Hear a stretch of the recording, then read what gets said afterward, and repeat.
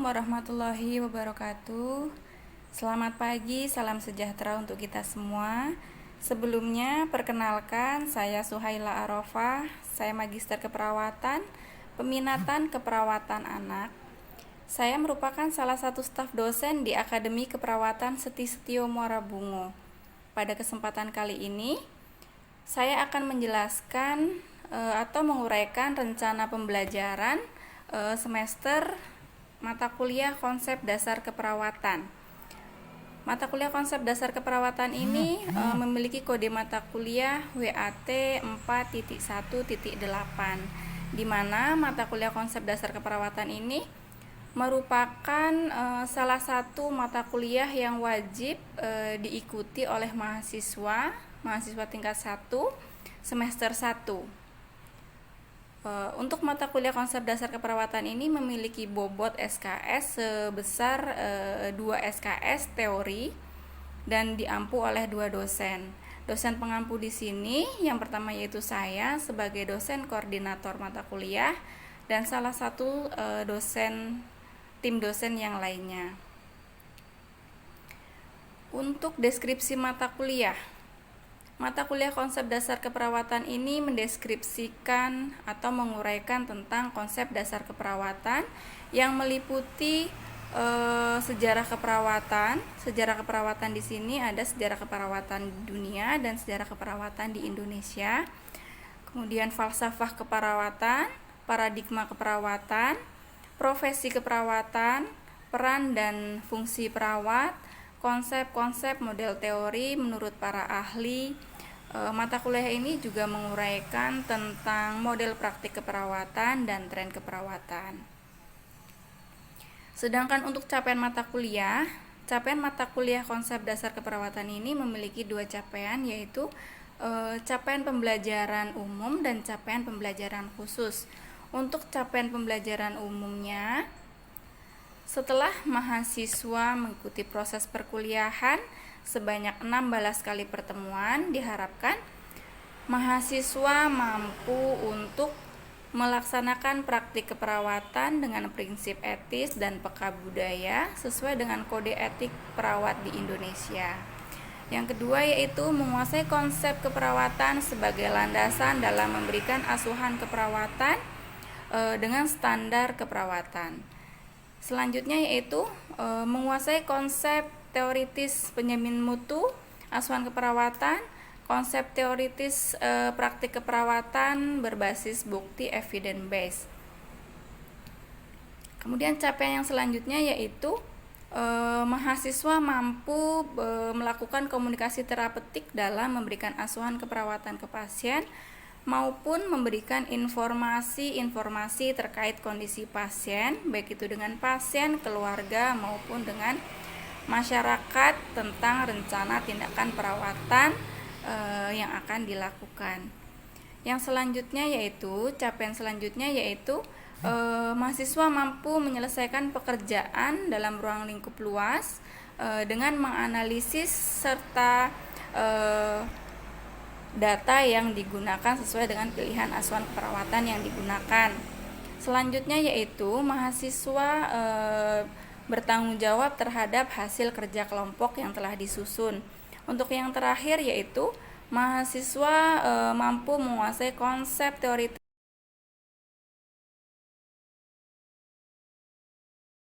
di sini. Setelah mahasiswa mengikuti proses perkuliahan, diharapkan mahasiswa mampu untuk menjelaskan sejarah keperawatan dan kecenderungannya. Yang kedua, menjelaskan falsafah dan paradigma keperawatan. Yang ketiga, menjelaskan keperawatan sebagai suatu profesi. Yang keempat, menjelaskan teori keperawatan. Yang kelima, menjelaskan model praktik keperawatan. Yang keenam, menjelaskan tren keperawatan. Yang ketujuh, menjelaskan sistem pelayanan di Indonesia.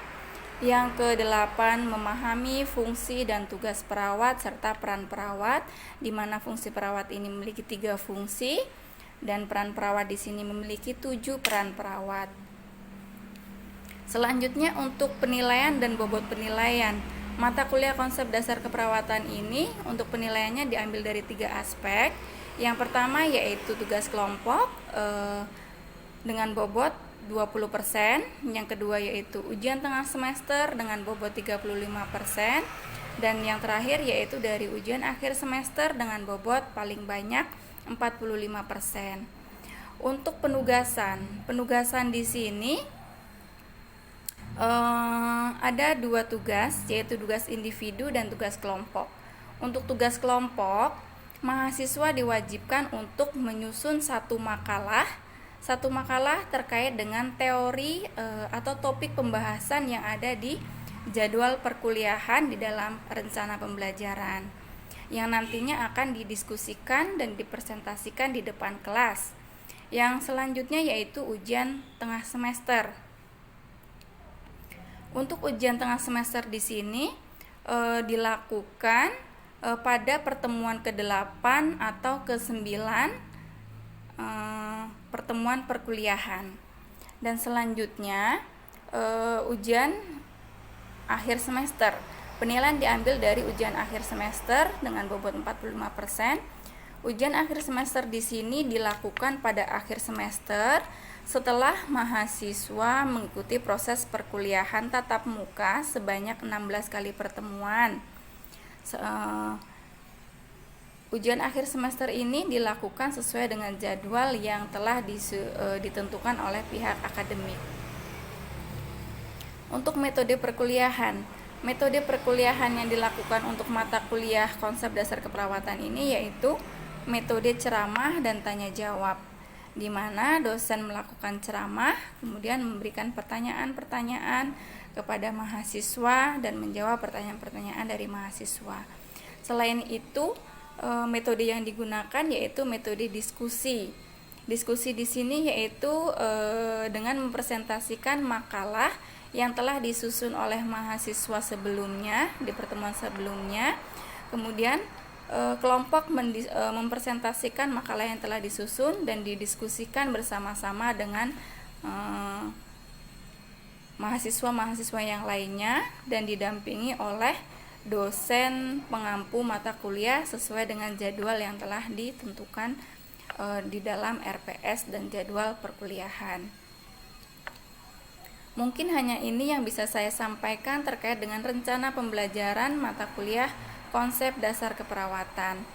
Untuk lebih dan kurangnya saya mohon maaf. Saya ucapkan terima kasih. Wassalamualaikum warahmatullahi wabarakatuh. Selamat siang semua. Siang, Bu. Oke, pada siang hari ini seperti kontrak kita kemarin, untuk mata kuliah konsep dasar keperawatan, kita akan membahas peran dan fungsi perawat. Ya, kita akan membahas peran dan fungsi perawat. Oke, apakah itu perawat? Perawat adalah seorang yang telah lulus dan mendapatkan ijazah dari pendidikan kesehatan yang diakui pemerintah dalam maupun luar negeri dan memiliki legalitas berupa ijazah. Jadi seseorang yang dikatakan perawat itu jika sudah mengenyam pendidikan keterkaitannya dengan keperawatan dan mendapatkan ijazah. Kalau sudah masuk kuliah keperawatan namun tidak sampai selesai, tidak mendapatkan ijazah, itu tidak disebut sebagai perawat karena dia tidak memiliki legalitasnya. Oke. Perawat. Selanjutnya fungsi perawat. Kita sebagai perawat memiliki fungsi. Ada berapa fungsi itu? Sebelumnya kita lihat apa sih fungsi perawat itu? Fungsi perawat suatu pekerjaan yang harus dilaksanakan sesuai dengan perannya. Nah, peran di sini ada, peran perawat ada 7 ya. Jadi fungsi ini dilakukan berdasarkan peran yang 7 tadi. Fungsi dapat berubah dari satu keadaan ke keadaan yang lain. Nah, di sini ada 3 fungsi perawat dalam melaksanakan peran. Yang pertama adalah fungsi independen ya. Yang pertama adalah fungsi independen, yang kedua fungsi dependen, dan yang ketiga fungsi interdependen. Nah, apa sih fungsi independen itu? Kita lihat. Fungsi independen adalah fungsi mandiri dan tidak tergantung pada orang lain. Tindakan perawat dilakukan secara mandiri dan mengambil keputusan sendiri dalam melakukan asuhan perawatan pada pasien dalam memenuhi kebutuhan dasar pasien. Contoh kebutuhan dasar pasien apa di sini? Contohnya, contoh kebutuhan dasar: makan, minum, bernafas, tidur, itu ya. Contoh kebutuhan dasar pasien.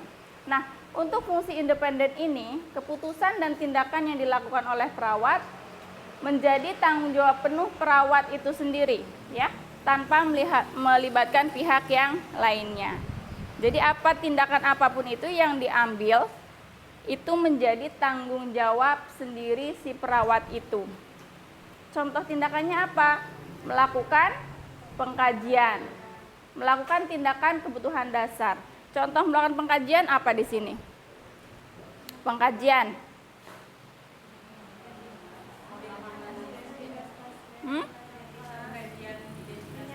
Pengkajian, ada identitas, ada riwayat kesehatan sekarang, ada riwayat kesehatan dahulu, ada keluarga, ada apa? Keluhan utama, keluhan saat dilakukan pengkajian, ya. Kemudian ada 11 pola fungsional Gordon. Itu adalah pengkajian yang dilakukan perawat sebagai tindakan fungsi independen, tindakan mandiri, ya. Seperti contohnya lagi, perawat melakukan tindakan untuk memenuhi kebutuhan dasar manusia, seperti contohnya personal hygiene, memenuhi kebutuhan nutrisi. Itu adalah tindakan-tindakan mandiri perawat. Oke, selanjutnya fungsi dependen.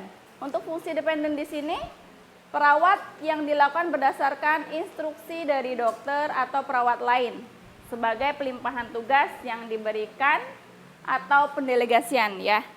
Jadi ini tidak atas inisiatif perawat itu sendiri, tetapi berdasarkan pendelegasian. Tindakan apa contohnya? Ada pemasangan infus, pemberian obat, mengambil sampel darah, penyuntikan, dan lain sebagainya. Intinya yang bukan tindakan keperawatan, tapi tindakan-tindakan medis itu. Nah, di sini di fungsi dependen ini, jika terjadi kegagalan tindakan medis, maka yang bertanggung jawab bukan perawat tersebut, walaupun dia melakukan tindakan. Tetapi jika terjadi kegagalan, bukan perawat itu yang tanggung jawab, tetapi siapa? Dokter atau perawat lain yang mendelegasikan. Gitu ya, perbedaan dari independen dan dependen. Kalau independen yang tanggung jawab perawat itu sendiri. Tapi kalau dependen yang tanggung jawab adalah yang memberi delegasi. Oke, sampai di sini ada yang mau ditanyakan? Belum ada, Bu. Oke. Kita lanjutkan fungsi interdependen. Inter berarti sudah keluar dari profesi. Oke. Dilakukan oleh tim yang saling ketergantungan antara tim satu dengan tim lainnya, seperti dokter dalam memberikan pelayanan kesehatan pada pasien dengan penyakit kompleks. Penyakit kompleks di sini maksudnya adalah pasien yang sudah mengalami penyakit komplikasi, ya. Jadi tidak hanya satu diagnosa medis yang muncul, tetapi ada beberapa diagnosa medis. Oke. Contohnya apa? Dalam menangani pasien yang menderita diabetes, perawat akan bekerja sama dengan ahli gizi dalam menentukan kebutuhan asupan makanan si pasiennya. Jadi perawat tidak memberikan diet sendiri, tetapi dia kolaborasi dengan ahli gizi untuk menentukan menu apa yang cocok untuk si pasien tersebut, karena pasien tersebut sudah memiliki penyakit yang kompleks, atau juga kolaborasi dengan tim kesehatan lainnya, bisa apoteker, mungkin dokter, ya. Itu untuk fungsi. Jadi fungsi di sini ada 3, fungsi independen, fungsi dependen, dan interdependen. Nah, kita sebagai perawat wajib tahu itu. Selanjutnya tugas perawat. Tugas perawat dalam menjalankan perannya sebagai pemberi asuhan perawatan ini dapat dilaksanakan tepat tahapan dalam proses keperawatan. Nah, proses keperawatan ini ada 5. Yang pertama adalah melakukan pengkajian. Yang kedua adalah menegakkan atau merumuskan diagnosa. Yang ketiga yaitu menyusun intervensi. Intervensi disusun berdasarkan diagnosa yang kita tegakkan atau kita rumuskan, ya. Selanjutnya adalah melakukan implementasi. Implementasi dilakukan berdasarkan intervensi yang sudah kita susun, ya. Yang selanjutnya adalah evaluasi. Evaluasi dilakukan berdasarkan tujuannya kemana? Kita melihat evaluasi apakah sudah tercapai atau belum itu, kita melihatnya kemana? Ke kriteria hasil yang kita buat. Kriteria hasil dibuat berdasarkan apa? Berdasarkan kondisi pasiennya, gitu ya. Berdasarkan kondisi pasien dan berdasarkan diagnosa yang ditegakkan, gitu ya. Ini adalah proses keperawatan. Nah, kita sebagai perawat wajib tahu, wajib hafal tentang proses keperawatan karena ini yang akan selalu kita lakukan di pelayanan kesehatan, baik itu di rumah sakit, di klinik, di puskesmas ataupun balai pengobatan yang lainnya. Ini pasti kita lakukan. Oke, sampai di sini ada yang mau ditanyakan? Tidak ada? Kalau tidak ada, kita lanjutkan tentang peran perawat. Peran perawat di sini ada 7. Yang pertama adalah perawat sebagai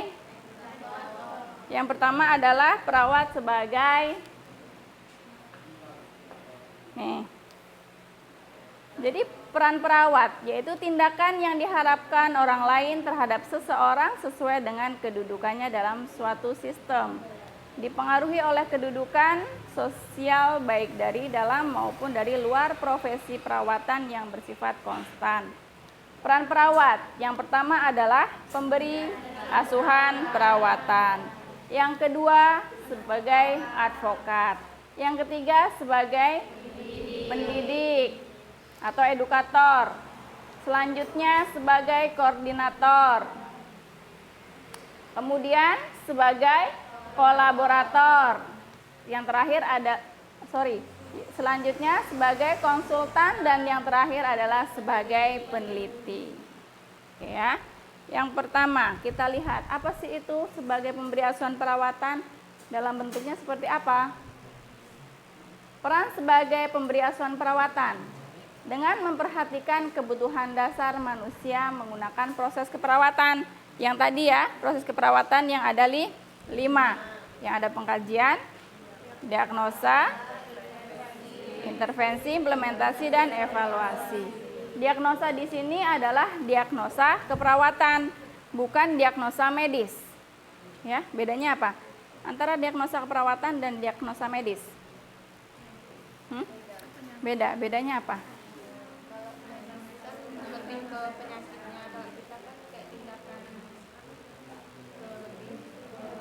Contohnya seperti apa? Contohnya pasien yang mengalami cedera atau setelah operasi itu tindakan diagnosa nyeri akut itu berarti diagnosa keperawatan. Kalau hipertensi, diabetes itu adalah diagnosa medis. Kalau diagnosa keperawatan itu yang menegakkan adalah perawat. Sedangkan diagnosa medis yang menegakkan dokter disertai dengan pemeriksaan penunjang. Contohnya pemeriksaan penunjang apa? USG, hasil labor, rongsen, CT scan dan lain sebagainya, gitu ya. Paham ya?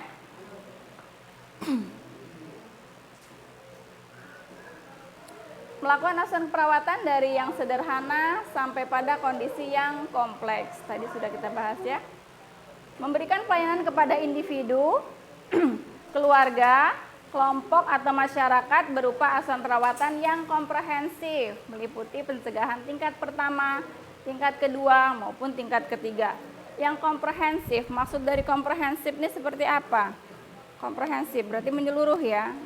Jadi kita sebagai perawat itu memberikan asuhan keperawatan tidak hanya pada pasien sakit saja, tapi pasien sehat pun kita berikan asuhan perawatan.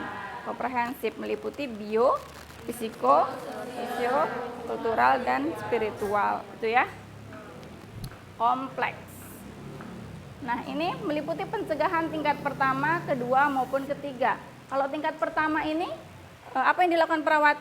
Apa yang dilakukan kita sebagai perawat? Yaitu memberikan pendidikan ke kesehatan terkait dengan penyakit si pasien tersebut. Kalau yang tingkat kedua yaitu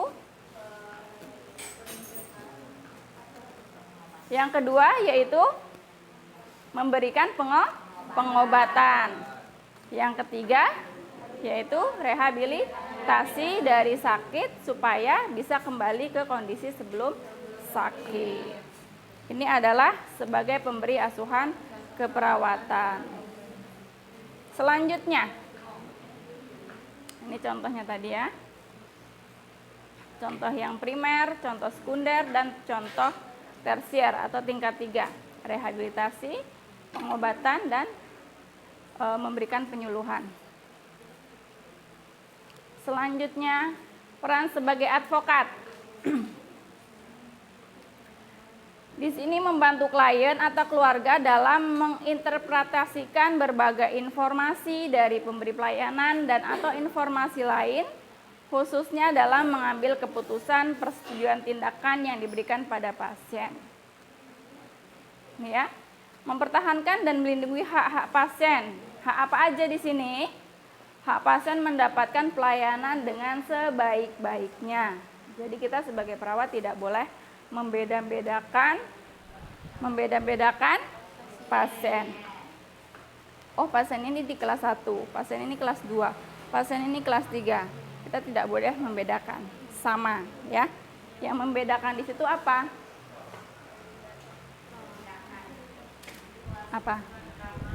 Apa yang membedakan kelas itu? Fasilitas ya. Fasilitas, dia membayar untuk fasilitas, bukan pelayanan. Kalau pelayanan itu sama semua ya. Selanjutnya, hak atas informasi tentang penyakitnya, hak atas privasi, hak atas ganti rugi akibat kelalaian suatu tindakan.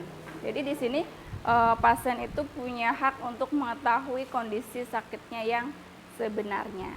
Jadi nggak boleh kita menyampaikan kondisi sakitnya yang tidak sebenarnya, gitu ya. Selanjutnya, edukator. Edukator nih yaitu sebagai apa? Edukator, berarti memberikan edukasi. Membantu klien dalam meningkatkan tingkat pengetahuan kesehatan, meliputi apa? Gejala penyakit, tindakan yang harus diberikan, sehingga apa? Tujuannya untuk merubah perilaku si pasien itu yang tadinya tidak tahu menjadi tahu. Tujuannya apa? Dia merubah perilaku yang sebelumnya tidak baik menjadi baik. Contohnya apa? Pada pasien-pasien yang DM, TBC, yang tadinya merokok, kita kasih edukasi jadinya berhenti merokok. Begitu juga dengan pasien diabetes. Selanjutnya, mampu mengajarkan tindakan peningkatan kesehatan, pencegahan penyakit, pemulihan dari penyakit, menyusun program, memberikan info yang tepat tentang kesehatan. Jadi peran sebagai edukator ini intinya itu yaitu memberikan pendidikan kesehatan atau edukasi ke pasiennya. Oke, selanjutnya koordinator. Apa nih koordinator? Mengarahkan, merencanakan, serta mengorganisasi pelayanan kesehatan dari tim pemberi pelayanan kesehatan. Mengkoordinir seluruh kegiatan, upaya pelayanan kesehatan masyarakat dan puskesmas dalam mencapai tujuan kesehatan melalui kerjasama dengan tim kesehatan lainnya.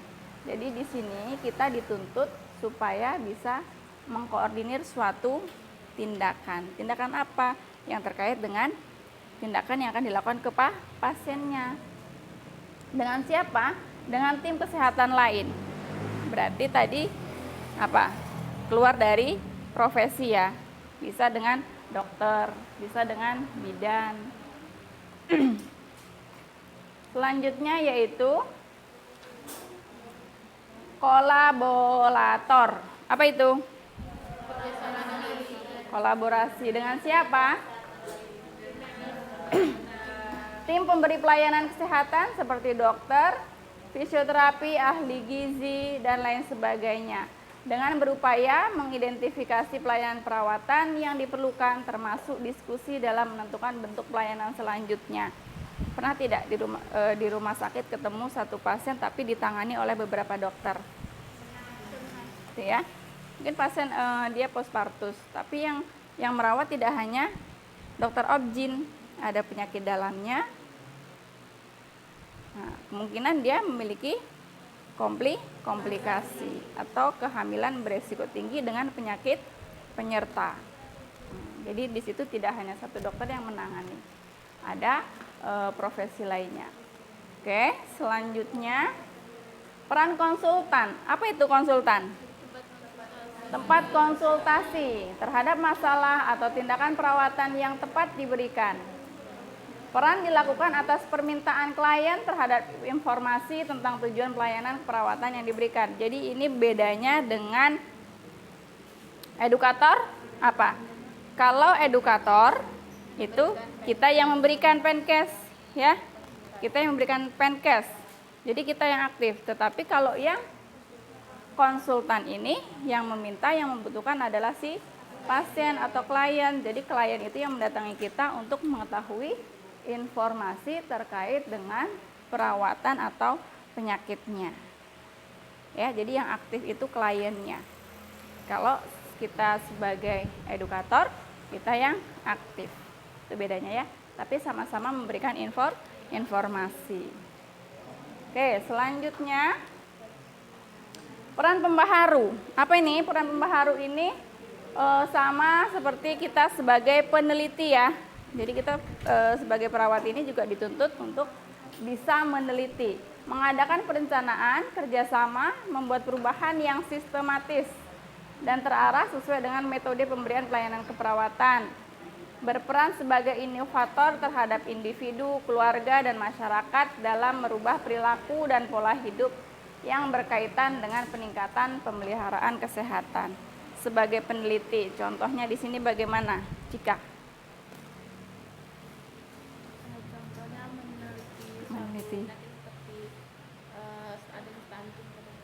Ada stunting. Kenapa ini stunting tinggi di Muara Bungo gitu ya?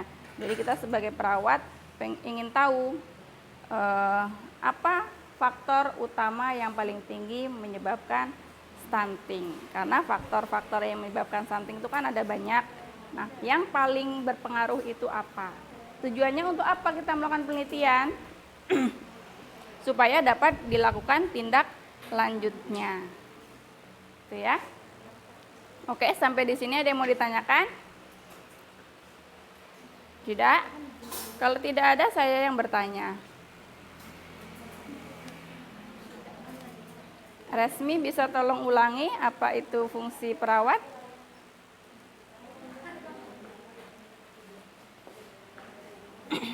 Apa Cika fungsi perawat? Ada berapa? 3, yaitu fungsi sebagai fungsi independen, dan interdependen. Kalau peran perawat, Bulan ada berapa? Ada 7. Yang pertama, pemberi asuhan perawatan, advokat, peneliti sama dengan pembaharu ya. Koordinator, kolaborator, konsultan. Ya, ada 7. Oke. Oke, sampai di sini materi untuk siang hari ini. Ada yang mau ditanyakan? Tidak ada? Kalau tidak ada, saya cukupkan perkuliahan siang kali ini. Saya tutup. Wassalamualaikum warahmatullahi wabarakatuh.